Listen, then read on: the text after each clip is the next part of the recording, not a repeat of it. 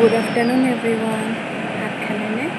এয়া বনাবলৈ যোগাৰ কৰিছোঁ।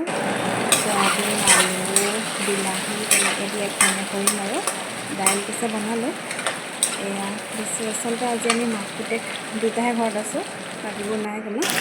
এয়া কেৰাহীখনতে তেল পিঁয়াজ দি লৰাই পিছনে অকণমান ৰঙচুৱাকৈ লৰাম আৰু তেনেকৈ বিলাহী দি দিম, অকণমান দেৰি লৰাম। আকৌ তাৰপাছত তাত আলু দি দিম। আলুখিনি মই আচলতে অকণমান আগত ফ্ৰাই কৰিলোঁ। ইয়াত হালধি নিমখ দি দিম, অকণমান লৰাই ভালকৈ অকণমান গলি যোৱালৈকে বিলাহীখিনি লৰাব লাগিব। আচলতে খাবলৈ যেতিয়া মই সোৱাদ পাওঁ মই এনেকৈ বনাওঁ। এয়া দাইলো হ'ল, সেয়া লৰাই ইয়াত অলপ মিট অলপ কেইটুকুৰামান তিয়াই থৈছিলোঁ তাকে দি দিলোঁ। সেয়া ভাজি ল'লে ভাল লাগে খাবলৈ।